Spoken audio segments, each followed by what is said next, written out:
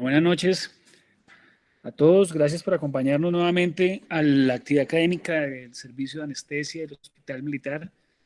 Esta noche tenemos el gusto de contar con la doctora Luisa Cepeda, quien ha sido la tutora de la presentación del enfoque y el direccionamiento que se le quiso dar, que me pareció muy interesante, a la utilidad de los antifirinolíticos en diferentes escenarios de cirugía.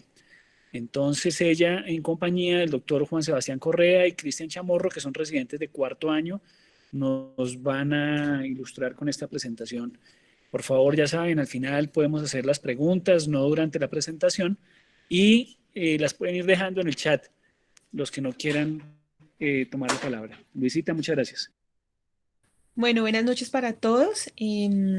La idea del panel de hoy es que vamos a discutir los diferentes escenarios clínicos en los cuales usamos el ácido tranexámico como el representante de los antifibrinolíticos en cirugía, cómo los usamos tanto por indicación de lo que hemos leído, de lo que hemos revisado, o cuando los utilizamos cuando la indicación es precisamente por parte del cirujano con el que estamos, que también está escrito y de hecho en muchos de los artículos cuando hablan de lo que queda para estudiar para el futuro sobre el uso de antifirinolíticos en cirugía es incluirlos a ellos también, porque ellos, la indicación de cuando dice el cirujano, si uno no esté de acuerdo, también está dentro, corresponde a una gran proporción del uso de estos medicamentos y sugieren que deberíamos incluir eso como dentro de las indicaciones en los futuros estudios para desarrollar.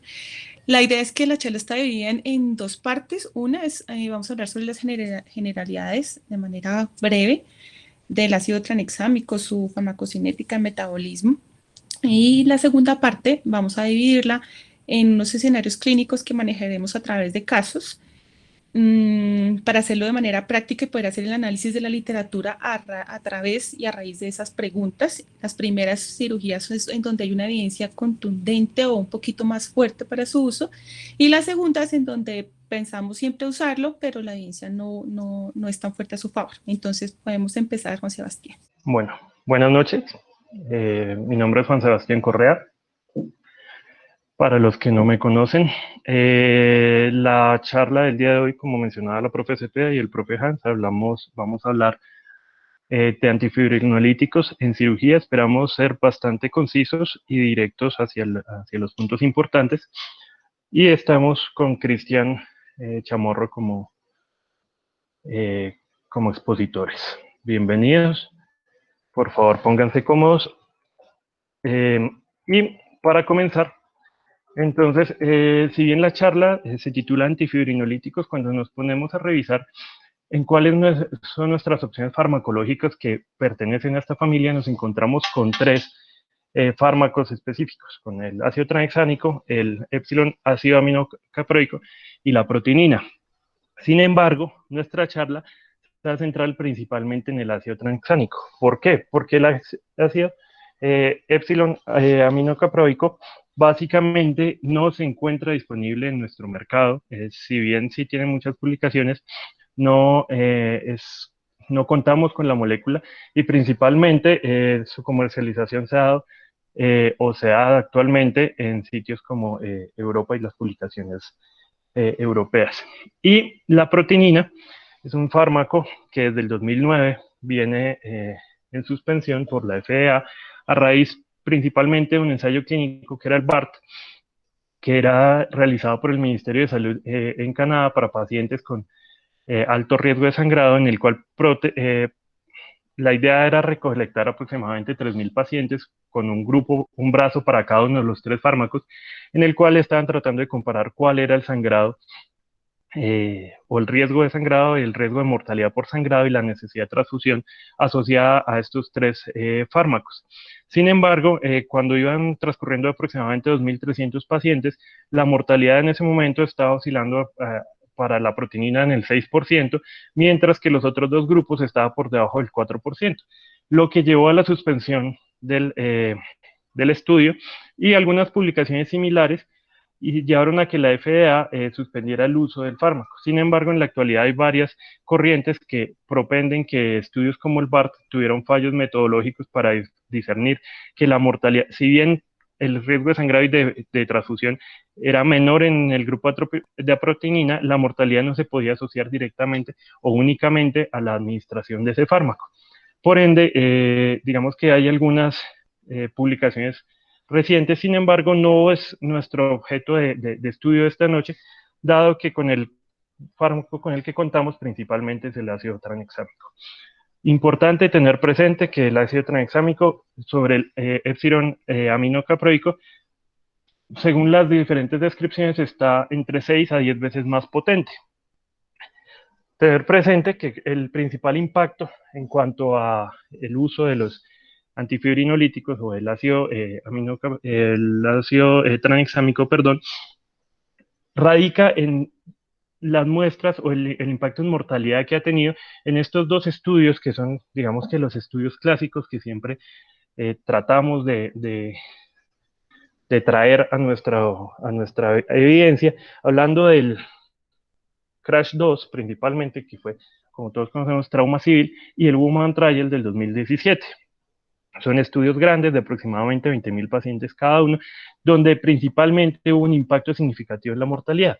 Sin embargo, quiero que vean las siguientes gráficas, y es porque si bien la causa de sangrado en el Woman Trial fue la causa, el impacto en mortalidad que realmente tuvo relevancia, en el Crash el impacto fue por otras causas adicionales. Esta gráfica que les traigo es de una revisión del 2017, en la cual estaban comparando cuál era la mortalidad asociada a la hiperfibrinolisis secundaria del trauma. Y vemos cómo progresivamente, en la medida que va en disminución, esto lo hicieron con tromboelastograma, con el LI30, estaban midiendo, o realmente medían los grupos de pacientes en los cuales había un porcentaje de disminución del I30, de la amplitud del I30, encontraban cómo en la medida que iba por encima del 3% en la disminución normal, o se salía de la normalidad por encima del 3%, la mortalidad empezaba a multiplicarse exponencialmente, encontrando tasas por encima del 5% que podían oscilar por más allá de 58% de mortalidad en estos pacientes. Entonces, con base en todo esto, queremos presentarles una charla que va enfocada hacia las generalidades, como mencionaba la propia CPA, y hacia ciertos escenarios clínicos en los cuales nos encontramos día a día con alguna frecuencia. Para hablarles un poco del ácido tranexámico, básicamente es una molécula que se describió a partir de 1962 en Japón, en el laboratorio del Hospital Central de Mitsubishi, y que comprobaron inicialmente en estudios con suero de conejo, los cuales estaban inoculando streptokinasa, y vieron que había un impacto versus el ácido epsilon aminocaproico en disminución de sangrado y disminución de mortalidad por sangrado en estos conejos con los cuales estuvieron probando y describiendo la molécula. Cuando nos vamos a las principales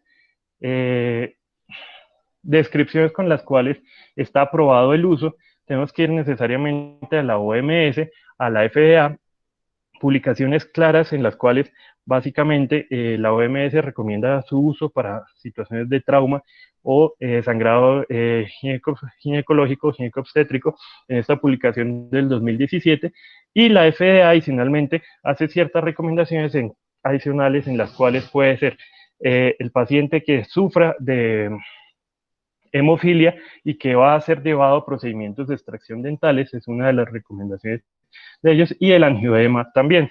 Sin embargo, con el escenario que nos corresponde a cirugías, básicamente, donde la principal recomendación es la extracción dental y los escenarios, como ya mencionaba, de trauma y hemorragia obstétrica. Para hablar un poco del mecanismo de acción, básicamente recordar que se trata de un inhibidor competitivo de la activación del plasminógeno y que dependiente de concentración, es decir, que con concentraciones más altas también es un inhibidor no competitivo de la plasmina. un mecanismo de acción que comparte principalmente con el ácido epsilon aminocaproico. Sin embargo, como mencionábamos, ya entre 6 a 10 veces más potente que el mismo. Adicionalmente, hablemos que el ácido tranexánico se une fuertemente a los sitios de receptor, tanto fuerte como débil, del plasminógeno, para inhibir su activación a plasmina. Tengamos presente que en el escenario de trauma, todo esto va a traducirse en que la activación de los diferentes factores de coagulación posterior a la lesión tisular y la activación plaquetaria con la posterior activación del fibrinógeno se va a traducir a que una vez se inicia el proceso de fibrinolisis, el ácido tranexánico va a interactuar directamente primero con la plasmina y dependiendo con el plasminógeno y dependiendo de su concentración, también va a inhibir el paso o la actividad de la plasmina, generando un efecto antifibrinolítico o antirruptura del coágulo o la ruptura de la fibrina. Sin embargo, es importante darnos cuenta que no es la única función o el único mecanismo de acción que tiene. Cuando nos ponemos a revisar este esquema, básicamente el plasminógeno se activa posterior a la lesión tisular que puede generar que principalmente los macrófagos generen el activador del plasminógeno o el TPA. Básicamente, este TPA o otras moléculas como la uroquinasa o la calicreína van a generar la activación de este plasminógeno que al convertirse en plasmina va a tener diferentes targets, no solamente los cambios o la inhibición, su efecto directo sobre la fibrina, sino también en la inhibición, su activación de monocitos y polimorfonucleares para la activación de la inflamación, adicionalmente activación del complemento, y esto nos lleva a que probablemente hay diferentes vías sobre las cuales el ácido tranexánico puede tener un impacto, y que no solamente se van a explicar los fenómenos de fibrinolisis por la interacción de los principales factores de coagulación.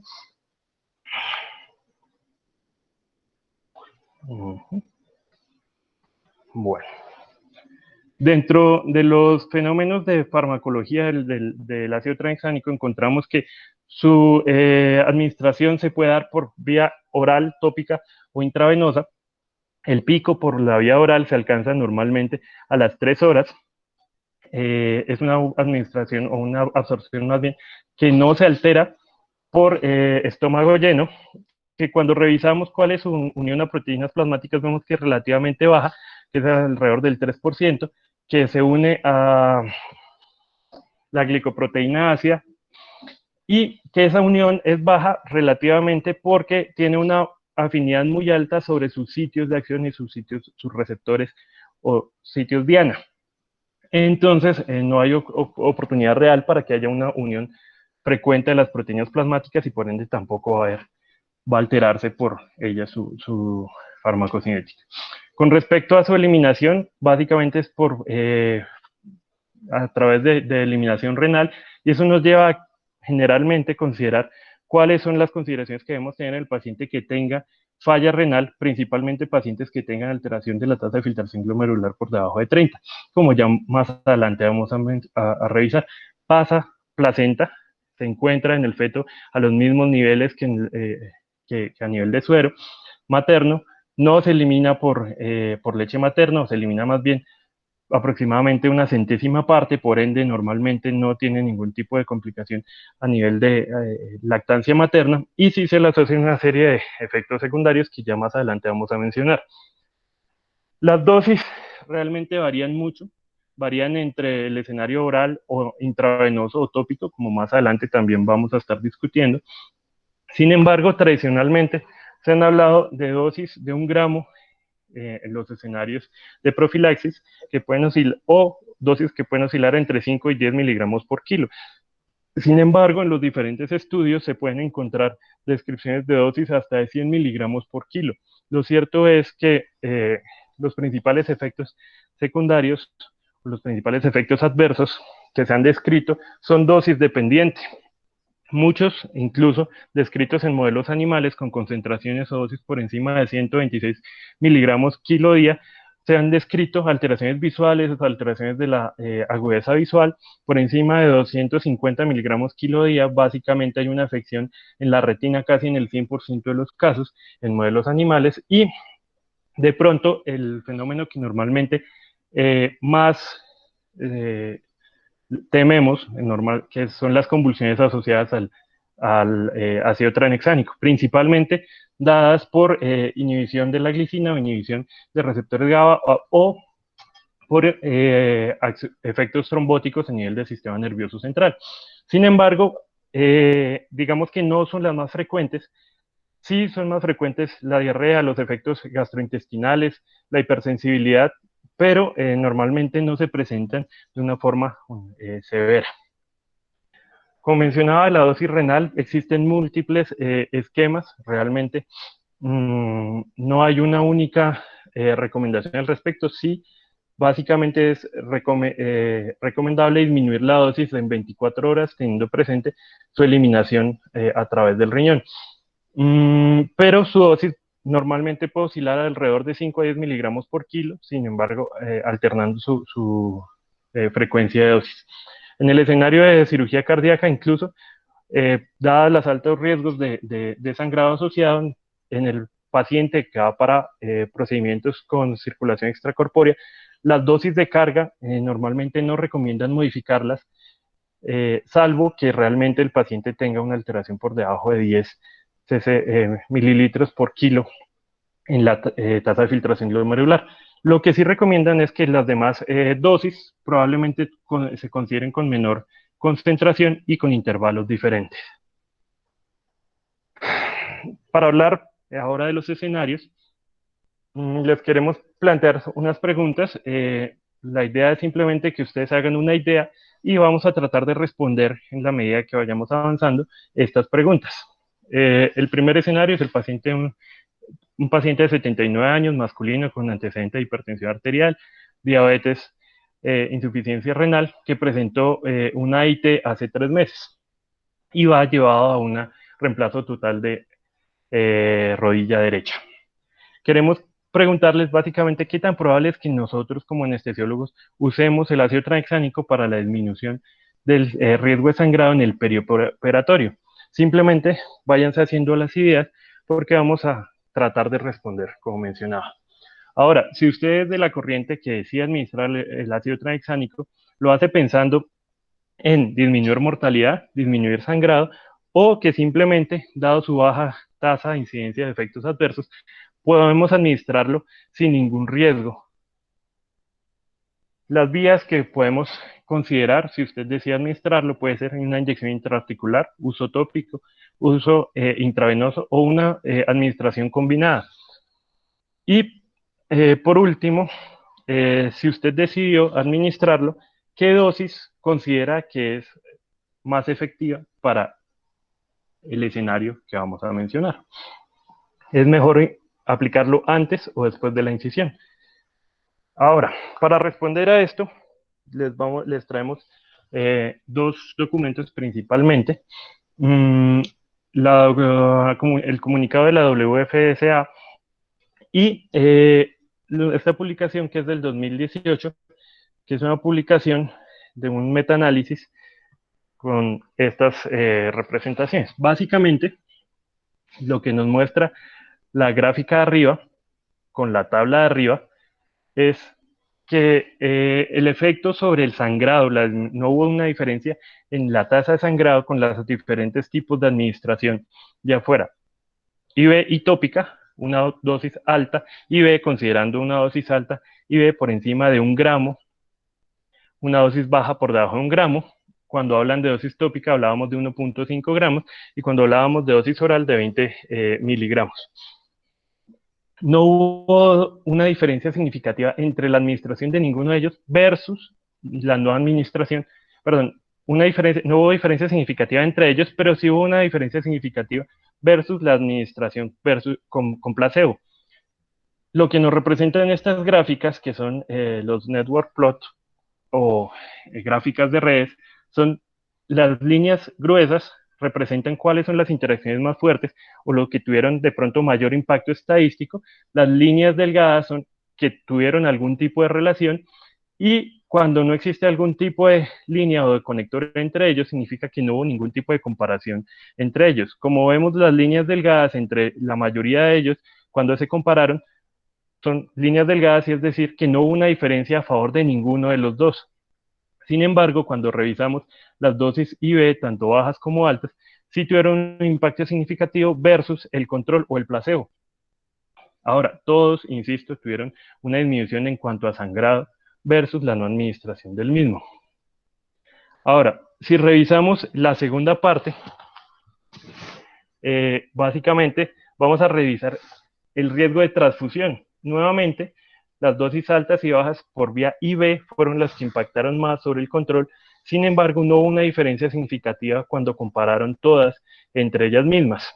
Y sí hubo una diferencia en disminución de riesgo de sangrado, de riesgo de transfusión, perdón, entre todas versus el control. Es decir, la conclusión es administrar ácido tranexánico en este escenario, en el escenario de la cirugía de reemplazo de cadera o de rodilla, sí tuvo menor impacto, menor cantidad de sangrado y menor necesidad de transfusión en los pacientes versus la no administración de la misma. Cuando comparamos las dosis repetidas o las dosis preincisión, básicamente encontramos que en el riesgo de sangrado y en el riesgo de transfusión, nuevamente tuvieron un mayor impacto las administraciones IV, pre y post incisión. Sin embargo, tampoco hubo un impacto significativo cuando compararon dosis tópica, oral o IV pre-incisión versus post-incisión entre ellas mismas. Lo que nos lleva simplemente a concluir que entre las diferentes vías tampoco debo preferir necesariamente una sobre la otra. Si bien las que tienen mayor impacto son las presentaciones o las administraciones IV pre-incisionales, realmente el uso de las demás vías de administración no se pueden considerar mala práctica en el escenario. Cuando compararon la administración, este es un estudio del 2013, en el cual administraron ácido tranexánico a diferentes pacientes con, digamos, score de ASA 3, y que les colocaron diferentes tipos de tromboprofilaxis posteriores, que fueron con warfarina, que fueron tromboprofilaxis, comillas, con ASA, y tromboprofilaxis con dalteparina. No encontraron una diferencia significativa en los pacientes ASA 3 con aparición de efectos secundarios asociados a tromboembolismo venoso o trombosis, o trombos arterial. ¿Eso a qué nos lleva? A que en el 2018 también hay una publicación de este metaanálisis, también en la misma revista del Journal of Arthroplasty, en el cual compararon también la aparición de efectos o de trombos a nivel venoso o la aparición de oclusión arterial con ácido tranexánico en pacientes ASA 3 principalmente. El estudio básicamente consideró, o el metaanálisis revisó 2.113 publicaciones, de las cuales terminó quedándose con 78 que iban a estudiar los efectos secundarios sobre la circulación venosa y 9 sobre la circulación arterial, que se traducían en cerca de 7.817 pacientes. Encontramos que no hubo una diferencia significativa con respecto a la aparición de efectos secundarios asociados a la administración de ácido tranexánico, ni a nivel venoso ni a nivel arterial. Y por último, esta publicación del 2019 es la guía de la Sociedad de Reemplazo de Cadera y Rodilla, en compañía de la ASRA, de la Sociedad de Anestesia Regional y Dolor, y de la Sociedad Americana de Ortopedia, en la cual nos traen las 8 recomendaciones finales con respecto al uso del ácido tranexánico. Básicamente, la recomendación, como les mencionaba también hace un rato, la administración a nivel IV tópica oral o en combinaciones son estrategias efectivas versus el placebo en reducir la pérdida de sangre calculada y la necesidad de transfusión en el perioperatorio. También se considera que no hay un método claramente superior al otro, como vimos también en el primer metaanálisis, que no se encontró cuál es la cantidad o la dosis ideal, porque realmente las dosis varían mucho entre los mismos estudios. Tampoco la administración de dosis repetidas va a afectar de forma directa o no, versus una dosis única a la hora de calcular riesgo de sangrado y necesidad de transfusión.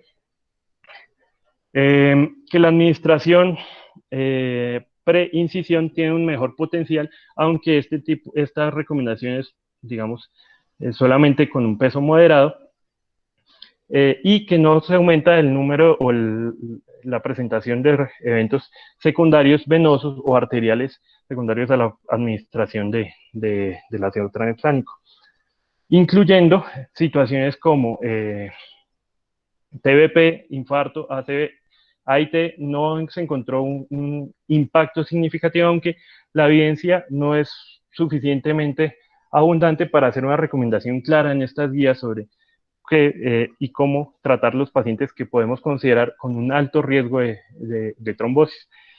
Tema que vamos a abordar un poco más adelante nuevamente. Cuando pasamos al escenario del trauma, queremos hacer la siguiente pregunta. Paciente de 30 años que ingresa a una sala de cirugía con trauma por accidente de tránsito por colisión contra un camión en calidad de motociclista. Presenta una lesión de la arteria axilar derecha de 3 horas de evolución. Con respecto al uso del ácido tranexánico en este paciente, usted decide administrarlo después de la inducción anestésica y estabilización de la vía aérea. Como ya pasó el tiempo de ventana, usted considera no utilizarlo, pues aumenta el riesgo de muerte asociado a sangrado, o definitivamente decide utilizarlo como estrategia posterior a recibir el tromboelastograma.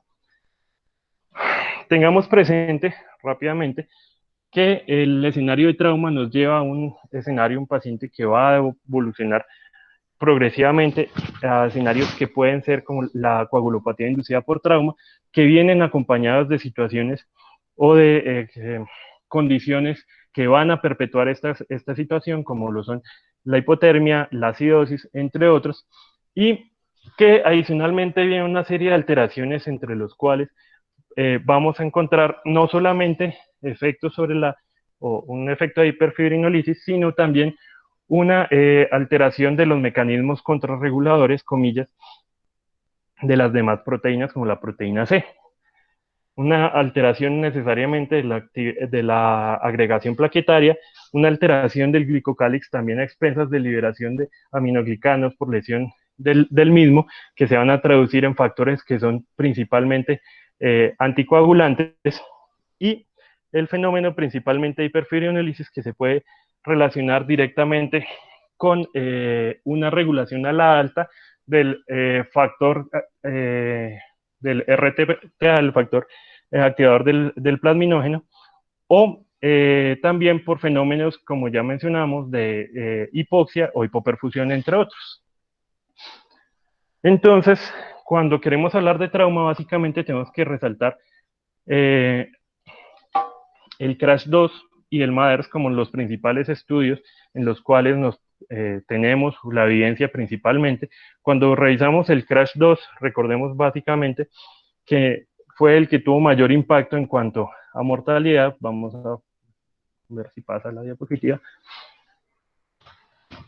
Como mencionaba en las primeras diapositivas, las diferentes causas de muerte asociadas al trauma impactaron, no solamente fue el sangrado, sino falla multiorgánica y las demás causas que encontraron o que revisaron en el estudio, también disminuyeron asociados a la administración del ácido tranexánico. Recordemos que es un estudio que básicamente reclutó más de 20.100 pacientes en más de 200 centros a nivel mundial, y cuando revisamos nuevamente el número de eventos secundarios asociados o eventos adversos como el infarto, el stroke o los embolismos pulmonares, el impacto realmente con respecto al placebo entre el ácido tranexánico no fue significativo, aunque sí se presentaron de alguna forma un poco más, pero no hubo un impacto significativo. Eso nos lleva a este gráfico, este forest plot, en el cual básicamente comparan cuál fue el impacto sobre la mortalidad y vemos que claramente el grupo de ácido tranexámico tuvo un mayor desempeño, pero fijémonos que básicamente eso se tradujo en cuando fue administrado menos de la primera hora o entre la primera y la tercera hora. Cuando se administró por encima de la tercera hora, este gráfico ya se desplaza hacia la derecha. Los diferentes escenarios de paciente choqueado o con alteración del estado de conciencia o del tipo de trauma, el impacto no fue tan significativo, aunque, y este es el mensaje que vamos a revisar finalmente, la administración en el tiempo de ventana sí es esencial. Cuando revisamos solamente el subgrupo de muerte asociado a sangrado, nuevamente se presenta el mismo comportamiento con respecto a la administración en la primera hora o hasta la tercera hora, siendo que por encima de la tercera hora se comporta completamente opuesto, aumentando incluso la mortalidad hasta en un aproximado 1.5 como 1 OR, demasiado elevado para la administración. Los demás subgrupos tampoco tuvieron un comportamiento muy distante al respecto, y esta gráfica de la derecha, que básicamente muestra cómo es ese comportamiento lineal con respecto, o un lineal inverso, con respecto al paso del tiempo y a la administración del ácido tranexámico. Entonces la línea punteada es la administración aproximadamente sobre las 3 horas y vemos que hacia el lado izquierdo tiene mayor impacto la mortalidad con respecto a todo lo que sucede posterior a ese tiempo de ventana. Por último, el MADERS fue un estudio del 2009 que por el contrario examinó 896 víctimas, pero de trauma militar. Básicamente, lo que encontraron fue una tasa de mortalidad mucho más baja con respecto al grupo en el cual se administró el ácido tranexámico versus el grupo al que no se le administró, también hablando en las primeras horas, con una disminución con una mortalidad de 6.5 en el grupo del ácido tranexámico versus una mortalidad de 13.7 en los que no recibieron el mismo. Adicionalmente, también evidenciaron menor coagulopatía, menor necesidad de transfusión, y eso nos llevó, o los llevó a recomendar que también en el escenario de trauma militar, el ácido tranexámico mostró una mejoría respecto a mortalidad y desenlaces, lo que nos lleva principalmente a estas guías, las guías del 2019, guías europeas con respecto al manejo del sangrado. ¿Cuáles son las recomendaciones de las guías? Como las vemos, básicamente administrar 1 gramo de ácido tranexámico en las primeras 3 horas después de la lesión, idealmente en la primera hora. La recomendación es que se debería administrar en un periodo de aproximadamente 10 minutos con una grave recomendación 1A. Se recomienda tener protocolarizado ese tipo de conductas y adicionalmente no esperar los resultados de las pruebas viscoelásticas para definir la administración del mismo. Como vimos, es tiempo dependiente. Para el escenario de cirugía hepatobiliar, rápidamente, un escenario de una paciente de 62 años, femenino, programado para hepatectomía parcial por un CA. Usted decide administrar ácido tranexámico en esta paciente, decide administrarlo en la inducción anestésica de manera profiláctica, administrar su administración debe ser guiada por resultados de tromboelastograma o lo administra tras la inducción anestésica de manera que trate de disminuir también morbimortalidad. Cuando hablamos de resección hepática, los estudios no han mostrado que tengan un impacto sobre la mortalidad de la hiperfibrinolisis. Se ha asociado principalmente al impacto que tiene el hígado sobre los mecanismos o la creación de factores de coagulación, y adicionalmente a que en los diferentes momentos de la cirugía, en el momento de la resección hepática, tiende a haber una disminución a la baja o una regulación a la baja de el inhibidor del activador del plasminógeno, o en la fase de reperfusión una regulación a la alta del activador tisular del plasminógeno, lo que se puede traducir también en fibrinolisis. El único estudio, o más bien, el único metaanálisis que tiene o que está citado es un metaanálisis del 2009, que realmente no tiene muchos estudios significativos con respecto a ácido tranexámico, realmente solamente se ciñe a revisar uno solo, del Dr. Wu en 2006, en el cual básicamente encuentran que sí hay una disminución del sangrado y hay una disminución del requerimiento de transfusión en este tipo de pacientes cuando son llevados a resección hepática. No hay estudios importantes con respecto a trasplante hepático, sin embargo, la evidencia trata de extrapolarse de un estudio al otro. Es importante también revisar que hay algunos otros cuantos estudios en los cuales, evidentemente, esta es simplemente se los voy a mencionar, es un estudio del 2018 en el cual cogieron 18 pacientes, les colocaron los dividieron en 3 grupos, un primer grupo control, un segundo grupo con ácido tranexámico 1 gramo y 1 gramo en infusión por 8 horas, y un tercer grupo con 1 gramo en la inducción y una infusión a 10 miligramos kilogramo hora. ¿Qué es lo curioso del estudio? Que realmente lo que quisieron revisar fue el impacto de la fibrinolisis que podía ser afectado por el ácido tranexámico, y estuvieron midiendo el complejo plasminógeno, plasmina, y el trombolastografía, los niveles de fibrinolisis, y no encontraron una diferencia significativa en cuanto a los grupos que habían tenido administración del ácido tranexámico versus los 2 grupos que sí. Entonces llaman la atención es que probablemente no es el único mecanismo por el cual podemos estar afectando el mecanismo de la fibrinolisis que se presenta en este tipo de pacientes que son llevados a resección hepática. Ahora, si revisamos las guías y la evidencia, son unas guías relativamente viejas, son del 2013, sin embargo son las únicas guías con las que contamos, en las cuales se menciona que las principales indicaciones en el escenario de la cirugía de resección hepática son, en este caso sí, el ácido tranexámico debería guiarse su administración por el TEC o por Roten o por pruebas viscoelásticas, dado que la hiperfibrinolisis no necesariamente se va a presentar siempre, que evidentemente sí hay una disminución de sangrado y de necesidad de transfusión, más no hay un impacto en mortalidad, porque no hay ningún estudio en los cuales se haya comparado realmente esta condición, y que en el paciente que quizás tenga una mejor indicación de administrar de forma previa o a partir de la incisión es en el paciente cirrótico llevado a resección. Sin embargo, no son recomendaciones con una calidad fuerte. Tener presente siempre las imágenes de hiperfibrinolisis en el escenario del trombolastograma versus el escenario de un trombolastograma normal. Por último, este es un estudio que se está llevando a cabo, que está diseñado para acabarse en el 2022 y que va a recolectar aproximadamente 1.400 pacientes, en el cual esperamos que tengamos una claridad un poco más al respecto sobre el escenario de la cirugía mayor hepática. Cuando hablamos de escoliosis, el caso que les queremos plantear es relativamente sencillo, un paciente de 13 años programado para corrección de escoliosis, que recordemos que normalmente involucra más de 3 niveles que van a entrar a fijar, y la pregunta es qué tan probable es que usted utilice ácido tranexámico en el paciente. ¿Es poco probable, probable o muy probable? ¿Por qué es importante esa consideración con respecto a cuáles son los niveles?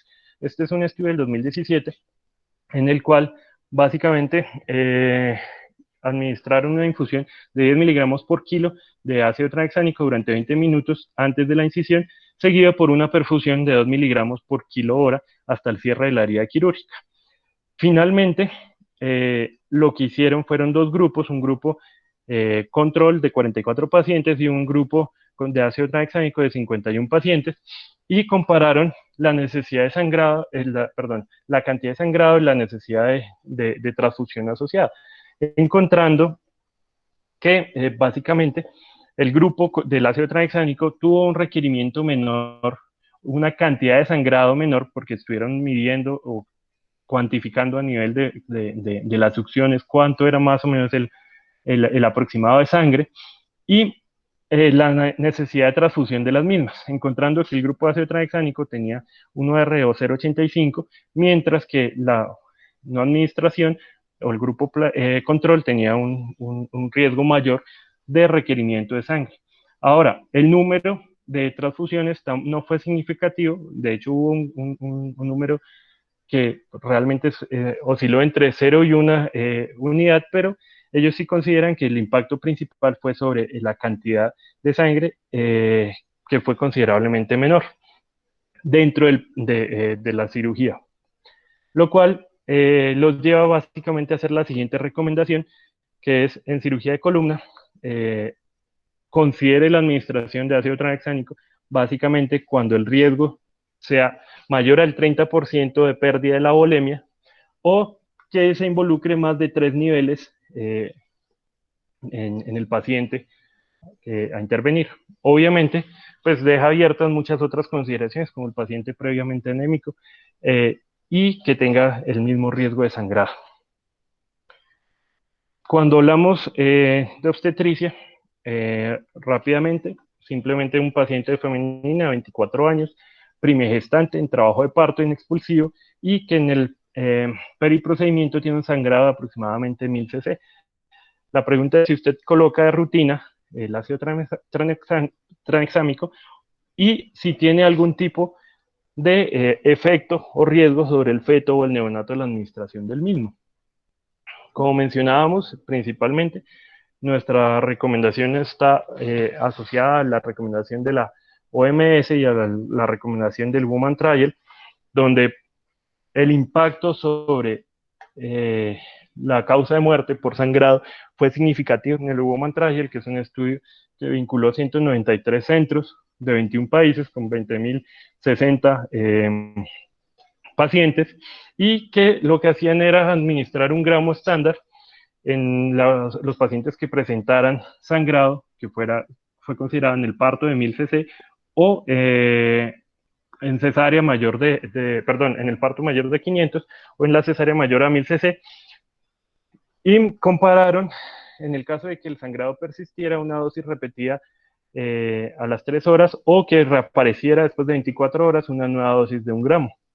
Lo que vieron es que sí había un impacto significativo en la mortalidad, una disminución aproximadamente del 0,4%, que fue estadísticamente significativa asociada al sangrado, pero que las demás causas de mortalidad no tuvieron ningún tipo de impacto significativo en los dos grupos comparados.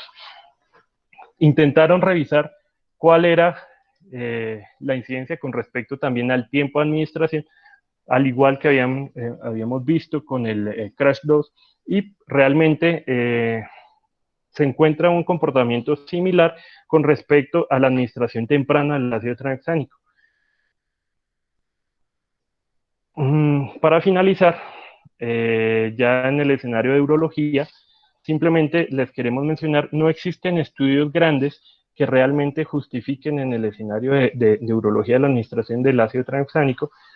Sí hay una recomendación con respecto a que es una cirugía cruenta que vincula directamente un epitelio que se va a traumatizar y que debemos considerar realmente cuáles son los riesgos que se pueden oscilar desde la retención urinaria asociada a coágulos o los diferentes efectos adversos que ya hemos venido mencionando y que más adelante vamos a volver a comentar cuáles pueden ser los posibles contras versus el beneficio real que puede traernos la administración del ácido tranexámico o la disminución del sangrado o disminución de transfusión.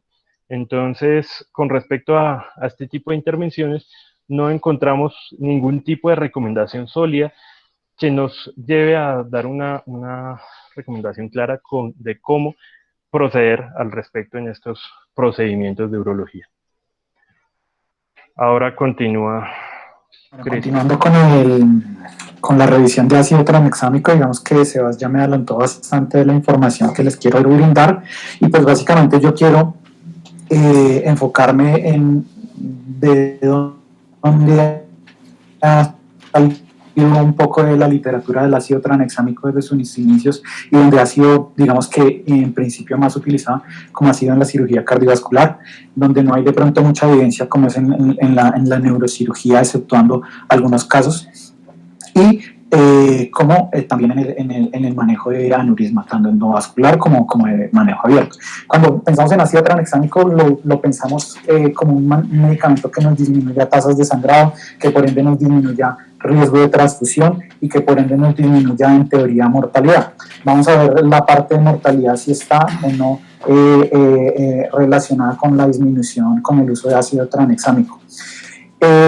Cuando vemos los contras o las dificultades con el uso de ácido tranexámico, pues vamos a ver en principio las dosis. Digamos que no hay mucha claridad en las dosis, pero sí uno piensa que un paciente con riesgo isquémico, riesgo de un tromboembolismo, en el contexto de un perioperatorio, posiblemente el ácido tranexámico nos va a aumentar el riesgo de trombosis, digamos que también lo vamos a mirar.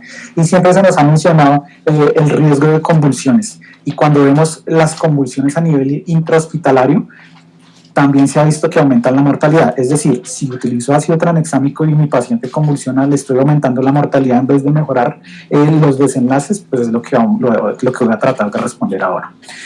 Cuando hablamos de cirugía cardiovascular, digamos que esta es una pregunta que a veces uno se hace frecuentemente, y es si el uso del ácido tranexámico, en este caso para un paciente que va programado para revascularización miocárdica, puede llegar a aumentar el riesgo de trombosis y la oclusión de los puentes coronarios en el perioperatorio o en el posoperatorio.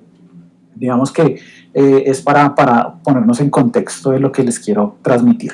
Este estudio fue el del que habló Sebastián al principio, y es que es importante por el hecho de que nos comparó los 3 antifibrinolíticos, y fue un estudio que en principio trató de mirar la mortalidad por todas las causas, el sangrado y la mortalidad por todas las causas asociado al uso de cada uno de los antifibrinolíticos en cirugías de alto riesgo cardíacas.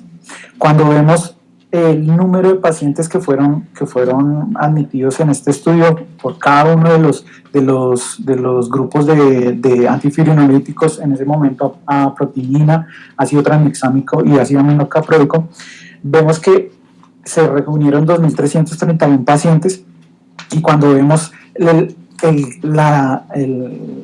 porcentaje o el número de casos de reoperación, vemos que hay una diferencia entre la protinina y el ácido tranexámico y el ácido aminocaproico. Vemos que hay una menor incidencia de reoperación asociado también a una menor a una similar incidencia de hemorragia entre la comparación de la protinina y ácido tranexámico, y se los pongo resaltado en este punto porque quiero que después lo miremos con más detalle en cuanto al reuso de la protinina. Vemos que en este estudio lo que se trató de ver, como se vio la mortalidad global, la protinina se vio un aumento de la mortalidad con respecto a los otros antifibrinolíticos, nos da una mortalidad del 6% versus una similar entre los dos siguientes. Y cuando vemos la curva de mortalidad a 30 días, vemos un riesgo relativo aumentado para el uso de la proteína en aumento de la mortalidad hasta de 1.55. Pero entonces sí vemos, digamos que estudios más recientes que nos hacen pensar si la proteína era tan buena disminuyendo el sangrado, porque fue retirada simplemente por este estudio. Entonces digamos que se ha tratado de volver a mirar y revisar la proteína, pero digamos que los antecedentes de la misma no le favorecen. Esta es básicamente una revisión en la cual pues nos menciona esa mortalidad intrahospitalaria que era mayor versus el ácido tranexámico, vemos 1.7 versus 0.2, incluso a 5 años la revisión que se hizo del estudio VAR fue mayor para la protinina, y la lesión renal aguda también fue mayor en el grupo de aprotinina. Entonces digamos que es como también para pensar si no se nos vuelve a hablar del uso de la protinina. Ahí yo quiero hacer una intervención, devuélvete, Cris, a la anterior diapositiva de eso. Cuando hacen el retiro de la protinina después del estudio BART en el 2007, lo sacan tanto agencias de medicamentos europeas como Estados Unidos y Canadá.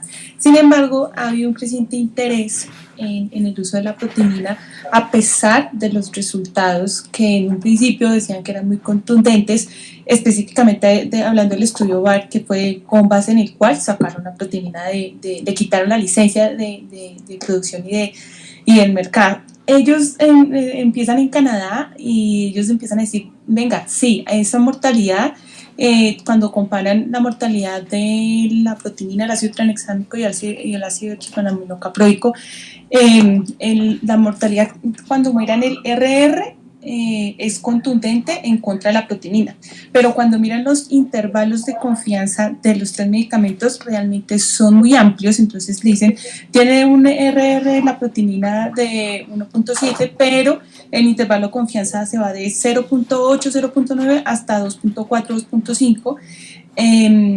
Y lo mismo pasa con el ácido tranexámico y con el ácido epsilonaminocaproico. Los intervalos de confianza son muy amplios a pesar de que el RR en teoría es significativo. Ellos mismos empiezan a mirar que habían como unos fallas en la metodología del estudio BART, en donde esa evidencia tan contundente pues realmente no era tan contundente. Entonces llevan un panel de expertos y les dicen, venga, analícenme esta parte metodológica de estos estudios por los cuales sacamos, y realmente dicen, tienen muchas desventajas y problemas metodológicos, y empieza Canadá y levanta la restricción del uso de proteína, y actualmente ellos no tienen restricción del uso. Ahora, solamente lo usan y está aprobado el uso para cirugía cardíaca de revascularización solamente en pacientes de bajo riesgo.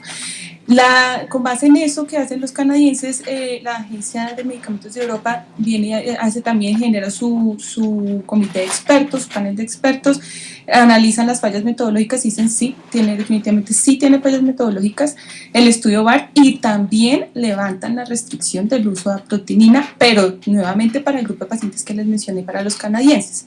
Sin embargo, empiezan a generar estudios. De hecho, hay un estudio de Catiro, bueno, les debo el nombre, que sale al tiempo con el BART, que también estuvo en contra del uso de la proteína, y vienen y hacen un análisis posterior ellos mismos de su artículo que ayuda a sacar la proteína, y dicen, vea, al parecer, cuando hacemos un análisis de subgrupos, pareciera que incluso les va mejor, no a los de bajo riesgo, porque la revascularización miocárdica, y hoy en día con las técnicas que usamos y con todos los métodos que tenemos de preservación de sangre, la revascularización no es una cirugía que hoy en día sangre mucho. Realmente el impacto de usar la proteína, si vamos a hacer el balance tan bueno que tiene, porque es mucho más efectivo que los otros dos, sobre los riesgos, si tenemos ese balance, pues en una cirugía de revascularización miocárdica donde no sangra tanto, donde los pacientes son de bajo riesgo, no tendría tanto impacto y el balance no estaría a favor de su uso. Entonces están propendiendo por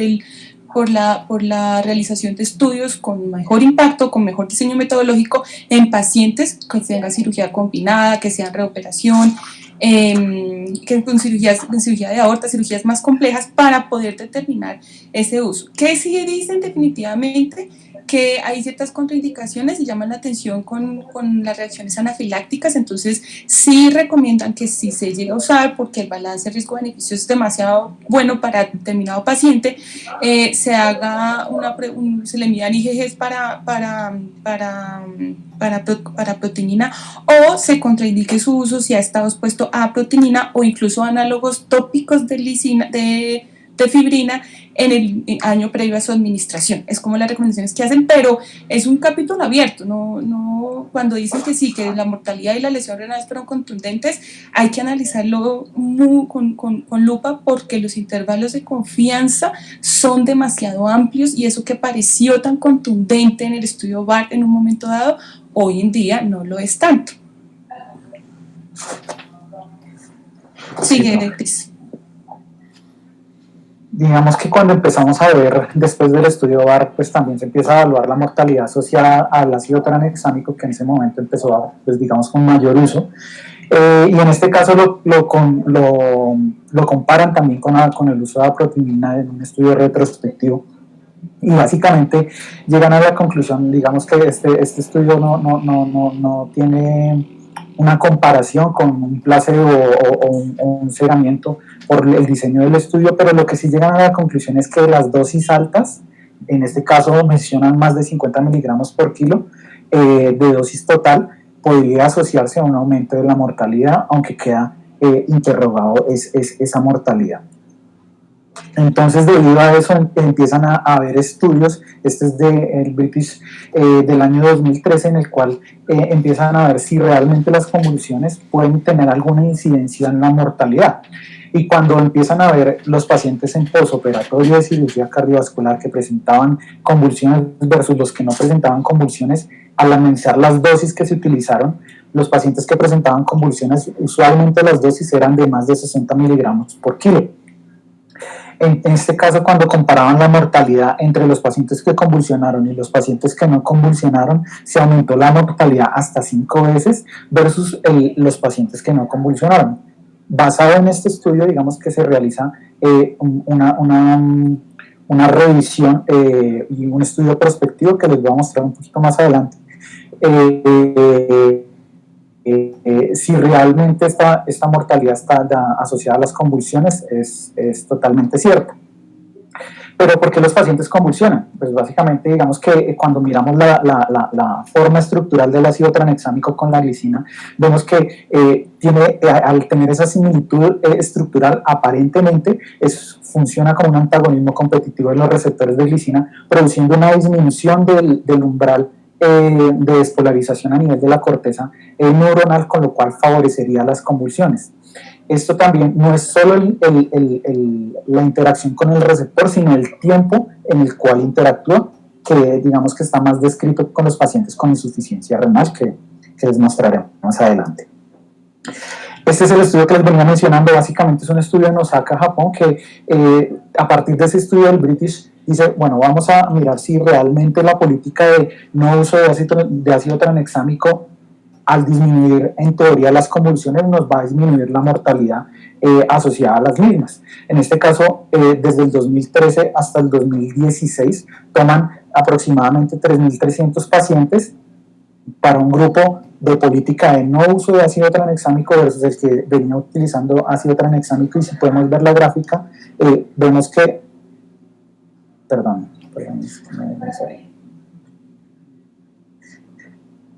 podemos ver la gráfica, vemos que la mortalidad tanto en el grupo de la política de uso de ácido tranexámico versus el no uso de ácido tranexámico no afectó la mortalidad, y eso lo podemos ver en esta gráfica cuando vemos que las dosis, la convulsión es dosis dependiente, y era lo que nos había mencionado previamente el estudio del British, en el cual a partir de aproximadamente 40 miligramos por kilo se empiezan a producir convulsiones asociadas al uso de ácido tranexámico. Y vemos cómo después de la política de no uso de ácido tranexámico, obviamente al no haber un asocio de concentraciones de la misma, cae la incidencia de las convulsiones. Pero vamos a ver si eso realmente impactó en la mortalidad. Y vemos que posterior al no uso de ácido tranexámico, la mortalidad tuvo el mismo comportamiento. Es decir, realmente las convulsiones tienen una injerencia en la mortalidad asociada al uso de ácido tranexámico. Digamos que en un metaanálisis más adelante les voy a mostrar si tenemos la respuesta a esto. El uso de ácido tranexámico aumenta el riesgo de trombosis en cirugía cardiovascular. Digamos que es lo que yo les quiero dejar claro ahorita. Este es un estudio publicado en el New England en el año 2017, en el cual pues básicamente es un ensayo clínico aleatorizado en el que tomó pacientes para cirugía de revascularización miocárdica, en los cuales se les administró ácido tranexámico versus placebo. Cada una de las dos ramas, aproximadamente 2.311 pacientes para el uso de ácido tranexámico y 2.300 para el uso de placebo, en el cual el objetivo primario era evaluar mortalidad y complicaciones trombóticas, es decir, infarto, ACV, TEP, trombosis venosa profunda, isquemia mesentérica, y vemos que el resultado lo deja uno en el cual el punto es: no aumenta mortalidad, no la disminuye, ¿sí? Tuvo un comportamiento similar tanto en el grupo placebo como en el grupo de ácido tranexámico, y tampoco aparentemente aumentó ni el riesgo de infarto, ni ACV, ni de eventos trombóticos. Y es lo que podemos ver en esta gráfica de resultados y eventos adversos, en el cual tuvo el mismo comportamiento tanto para infarto agudo de miocardio, tanto para ACV, como para embolismo pulmonar. Es decir, no hubo una diferencia en eventos trombóticos.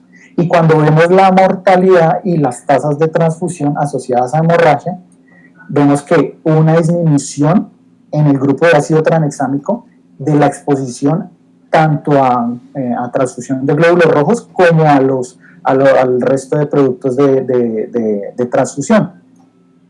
Vemos que las convulsiones evidentemente fueron más frecuentes en el grupo de ácido tranexámico, sin influir esto en la mortalidad. Por lo tanto, digamos que una de las conclusiones de este estudio, que es muy importante porque nos responde esa pregunta, es: el uso de ácido tranexámico no nos aumenta el riesgo de trombosis en el posoperatorio a 30 días, tampoco nos aumenta la mortalidad asociada a las convulsiones, y sí nos disminuye la reintervención y la exposición a otros productos sanguíneos. Digamos que esa es una ventaja que podemos tener en el uso de ácido tranexámico en cirugía cardiovascular. Entonces, digamos que como han habido descripción de varios casos y queremos saber hasta qué punto inhibimos el activador de plaminógeno tisular, digamos que este artículo nos dice: es importante inhibirlo, pero ¿a qué dosis yo inhibo el activador de plaminógeno tisular? Lo que nos estaba explicando Sebastián. Y es decir, que aproximadamente cuando yo inhibo el 80% de la funcionalidad del activador de plaminógeno tisular, voy a tener las mismas tasas de transfusión que si yo inhibo el 100% de las tasas del activador de plaminógeno tisular. Y estos esquemas son los que se han descrito en cirugía cardiovascular, desde el clásico que mencionaba el estudio de Barr, que era una dosis de carga de 30 miligramos, mantenimiento de 16 miligramos por kilo hora, y un purgador de 2 miligramos por kilo en la circulación extracorpórea para, con ese esquema de dosis, digamos, elevada, tener una concentración plasmática de aproximadamente 125 miligramos por litro. Cuando vemos que con el tener unas concentraciones aproximadamente de 100 miligramos por litro, se mide casi el 100% del activador de plaminógeno tisular. Es decir, yo con la inhibición entre el 80 y el 100% con menores dosis, puedo tener el mismo efecto sin obtener efectos adversos.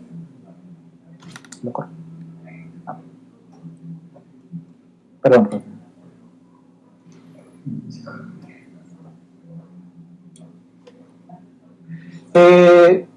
Un punto importante que tomaba Sebastián era los pacientes con disfunción renal debido a la eliminación renal que tiene el ácido tranexámico. En este caso tomaron 48 pacientes programados para cirugía cardiovascular y les midieron niveles de concentración de ácido tranexámico asociado a los estadios de disfunción renal.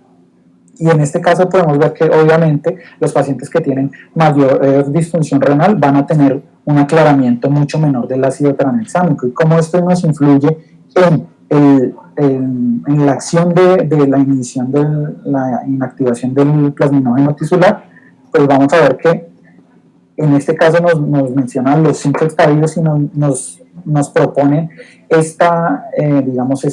régimen de dosis asociado a las concentraciones que ellos encontraron según la función renal, disminuyendo obviamente tanto la infusión como la dosis bolo según la disfunción renal.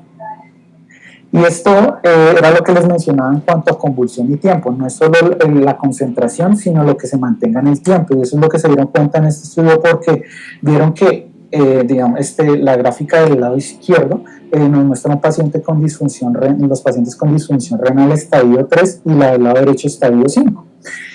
Vemos que los puntos amarillos fueron los pacientes de los 48 pacientes, 4 pacientes convulsionaron, 2 del estadio 3 y 2 del estadio 5, en los cuales si vemos los 4 pacientes se mantuvieron en unas concentraciones superiores por más de 6 horas, de más de 100 miligramos por litro de ácido tranexámico. Es decir, los pacientes que convulsionaron tuvieron concentraciones de más de 100 miligramos por decilitro sin tener un mayor efecto en la inhibición de la fibrinólisis y tuvieron un mayor tiempo de concentración de 29 horas versus los pacientes que no convulsionaron, que fue aproximadamente 3.4 horas. Es por ello que digamos que que es el consenso de cirugía cardiovascular del 2011 nos da una recomendación 1A para el uso de antifibrinolíticos, ácido tranexámico y ácido aminocaproico para conservación sanguínea, pero no, digamos que no hay como claridad en la disminución de la mortalidad hasta este punto. Y en el 2017, ya habíamos hablado hace unos días de las estrategias de Patient Blood Management, también nos da una recomendación 1A basado en las recomendaciones previas. Este es el esquema que recomienda el estudio VARI, digamos que es como en el que la mayoría se han basado para tratar de disminuir, obteniendo una inhibición del 100% de actividad del plaminógeno tisular, y vemos cómo nos propone un esquema para la disfunción renal al disminuir la infusión de mantenimiento según este estadio. Entonces digamos que esta pregunta la traigo es porque hay varios esquemas de dosis y digamos que según en el contexto clínico en el que usted está, debería utilizar un esquema de dosis diferente, como lo venía diciendo Sebastián. Digamos que algunos los han descrito para el CRAS-2, algunos nos los han descrito para craniosynostosis, otros nos los han descrito para cirugía cardiovascular, pero digamos que debemos individualizar esto. En neurocirugía, ya habíamos hablado que en pacientes programados para craniosynostosis, en este caso un estudio doble ciego, ensayo doble ciego controlado, vemos que las dosis de 50 miligramos por kilo, como les venía diciendo, con una infusión de 5 miligramos por kilo por hora, se asocia a una menor pérdida sanguínea y una menor tasa de infusión de transfusión asociada a esa menor pérdida de sangre, pero no disminuyó mortalidad. En cuanto al uso de ácido tranexámico en pacientes durante el transoperatorio y en pacientes neurocríticos, también disminuyó la probabilidad de transfusión con una disminución o con un riesgo relativo de 0.62, con una dosis de 10 a 20 miligramos por kilo previo a la incisión, aproximadamente 15 minutos previo a la incisión, e infusión durante el transoperatorio desde 1 a 10 miligramos por kilo hora. Antes había mencionado este estudio, digamos que en los tumores hay una peculiaridad, que los tumores aparentemente tienen una liberación de tromboplastina tisular y durante la manipulación quirúrgica, por lo cual digamos que serían propensos al uso, o serían susceptibles del uso de antifibrinolíticos. En este caso, digamos, no queda muy claro si se asoció a una disminución de la mortalidad, pero lo que sí podemos ver en el cuadro de la izquierda es que se mejoró los niveles de fibrinógeno versus los pacientes que no recibieron ácido tranexámico, es decir, posiblemente el uso de ácido tranexámico en pacientes sometidos a neurocirugía con tumores intracraneales presentaban una inhibición de la fibrinolisis con mayores concentraciones de fibrinógeno al final de la cirugía, por ende con una tendencia a tener mayores valores de hematocrito al final de la cirugía versus el grupo control. En cuanto a hemorragia subaracnoidea, digamos, me llama la atención que me encontré con este estudio de Cochrane en el cual recolectó 1904 pacientes, y digamos que cuando pensamos en hemorragia subaracnoidea asociada a ruptura del aneurisma, vemos que, o la recomendación de la literatura nos habla de que hay una tendencia al uso de ácido tranexámico si no hay una posibilidad de corrección quirúrgica o clipaje del aneurisma en las primeras 72 horas.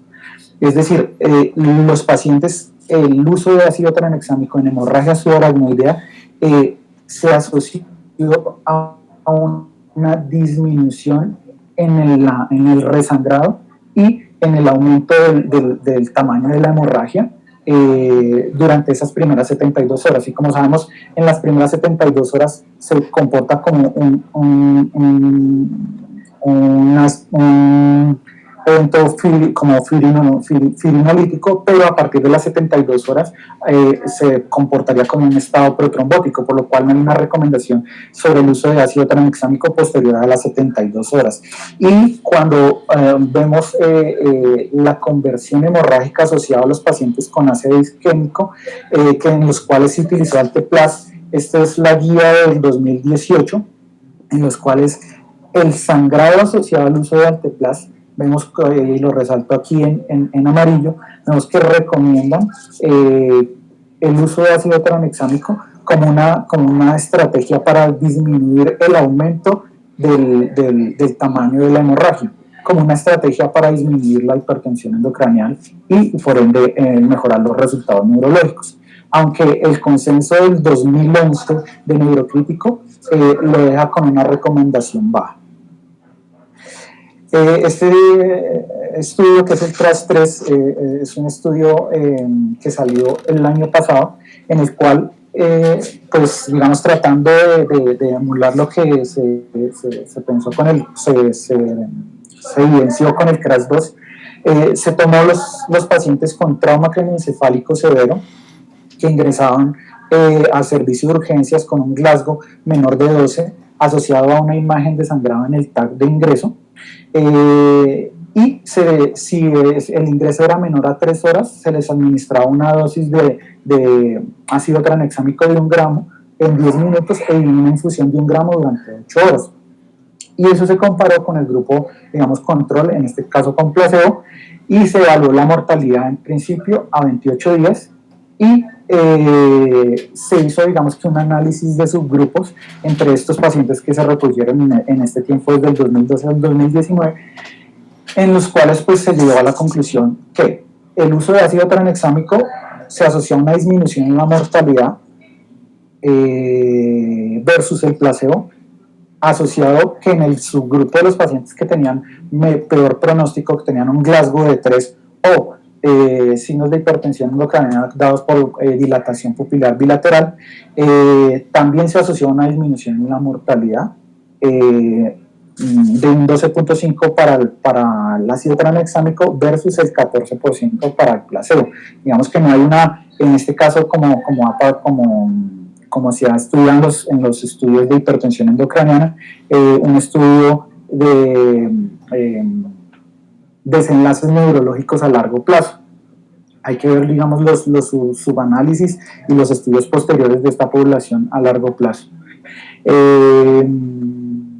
Aparentemente, basado en estos hallazgos, el uso de ácido tranexámico tiene mejor desenlaces en el trauma craneoencefálico moderado a leve para disminución de la progresión hemorrágica y el desarrollo de hipertensión endocraniana. En cuanto a trombosis y convulsiones, digamos que no hubo ninguna diferencia entre ambos grupos, pensando en el mecanismo de convulsiones que previamente les mencioné.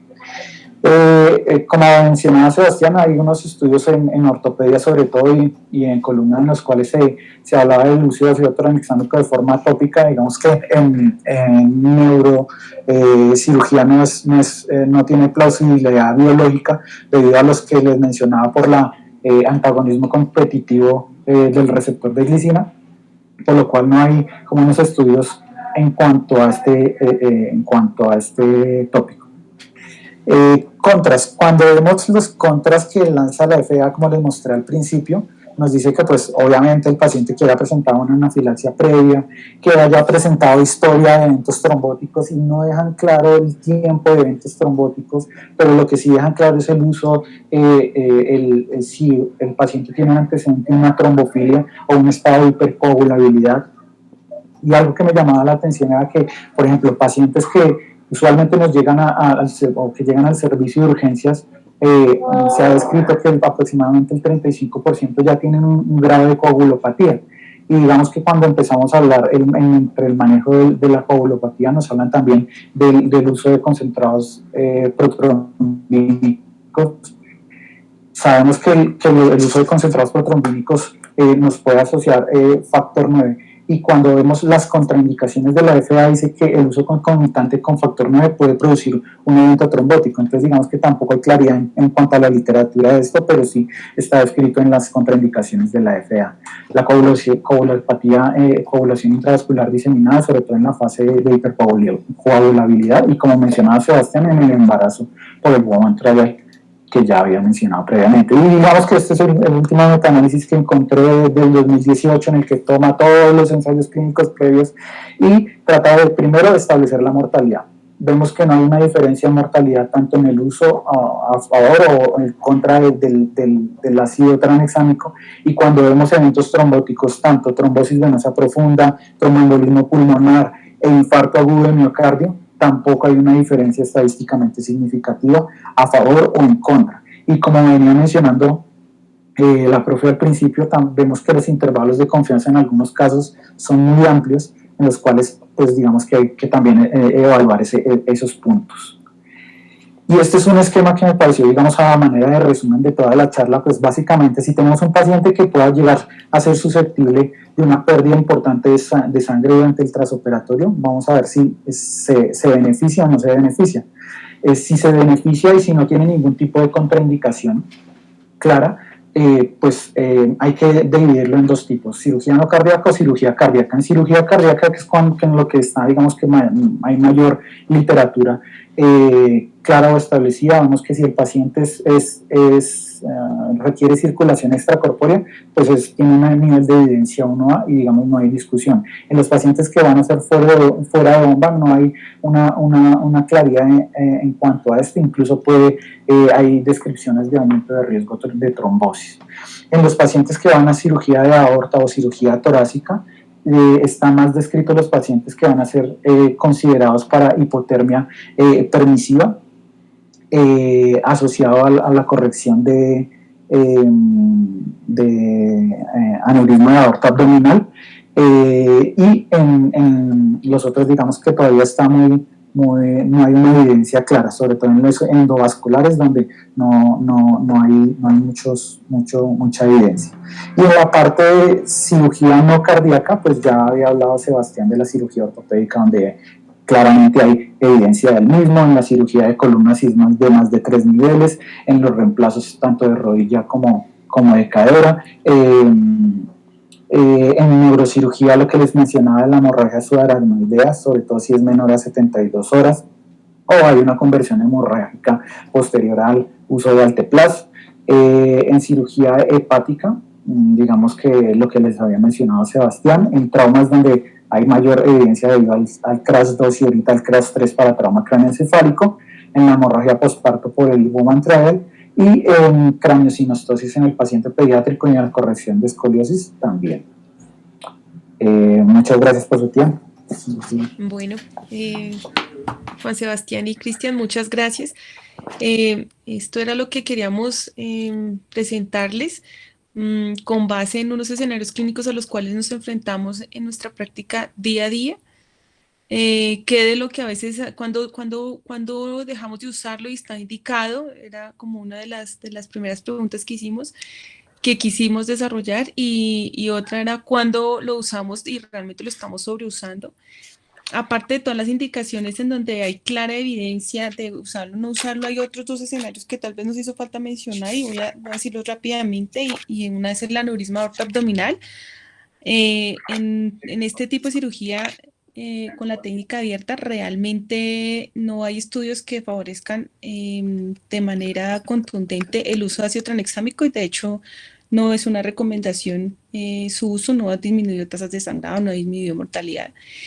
En el escenario del aneurisma con manejo endovascular, sí hay algún grado de recomendación, pero es para el beneficio que se toma es en el posoperatorio a largo plazo, 1 año, 2 años, en donde favorece una contracción más rápida y completa del aneurisma después del manejo por endovascular del mismo. Cirugía de seno, tanto las mastectomías amplias, radicales, cono sin expansor, cono sin injerto, y también se ha demostrado su uso. Más en los estudios que más lo evalúan es tópico, que no queda claro cuál es la concentración que debe colocarse, y cuando lo colocan tópico hay disuelto, pero sí ha demostrado disminución de tasas de sangrado. Y lo miden es con base en el drenaje posoperatorio ahí en los drenes. Sin embargo, a pesar de que sí hay disminución de la tasa de sangrado medida en los drenes, no hay cambios en la aparición de hematomas ni seromas posteriores. Es como los otros dos escenarios donde se usa, donde está escrito su uso, pero bajo esas consideraciones.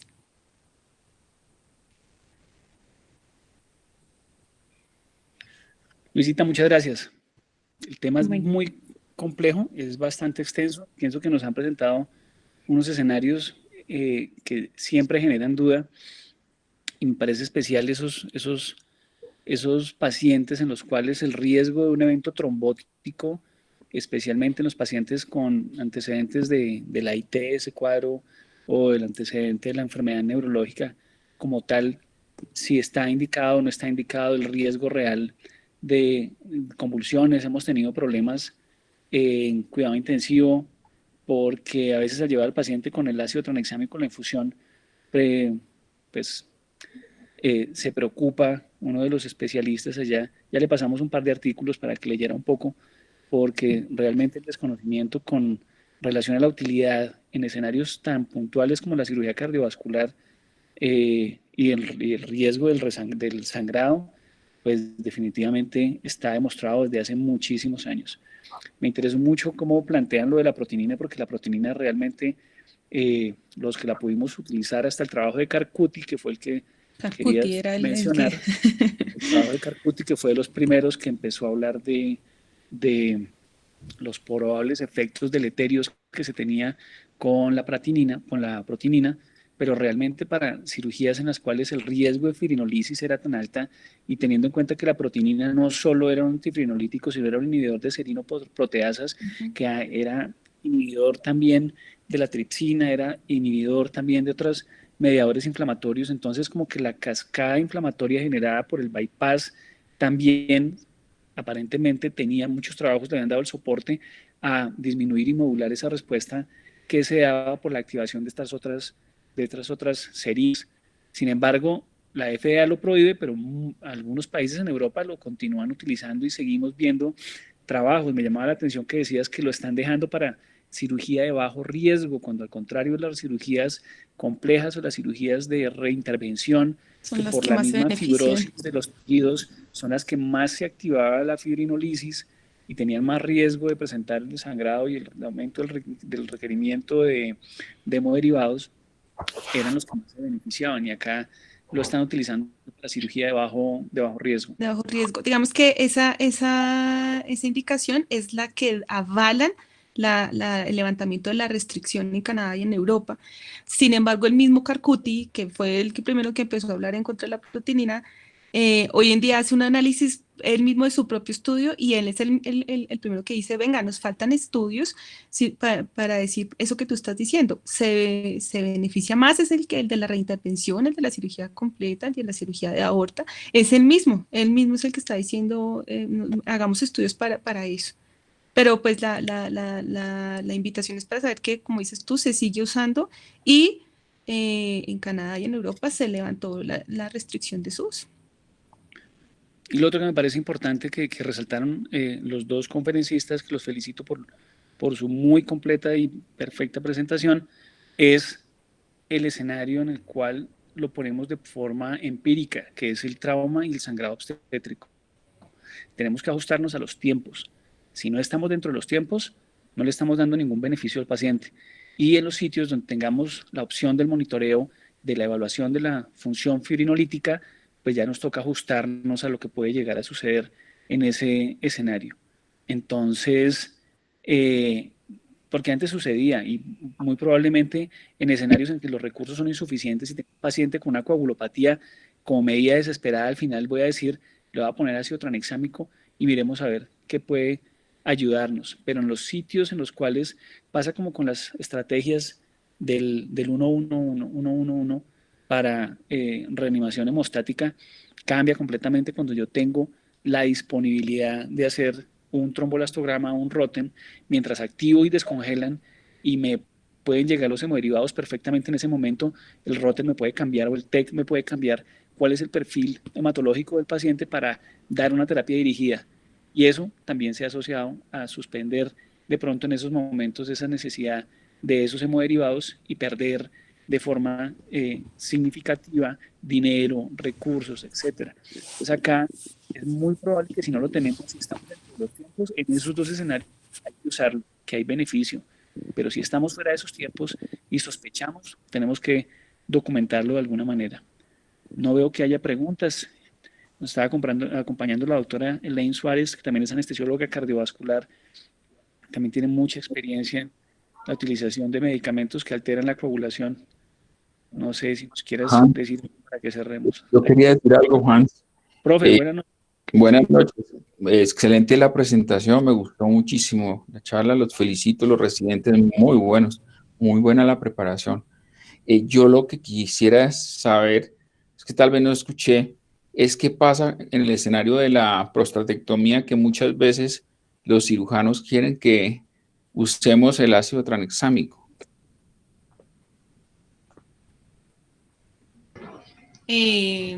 Sí, doctor Pérez, eso fue una de las cosas que mencionó Juan Sebastián de pronto de manera rápida, y es que sí le dan mucha validez al balance de riesgo-beneficio. Entonces ellos sí, todos los cirujanos quieren poner ácido tranexámico, aunque día en alguna cirugía, una resección, una lesión fibrosa en reja costal y le pusieron ahí tópico, los usos y sobreusos del ácido tranexámico. Y lo que han mostrado es qué tanto beneficio real tiene el uso del tranexámico en cirugía urológica grande versus los riesgos de generación de coágulos que generan retención urinaria.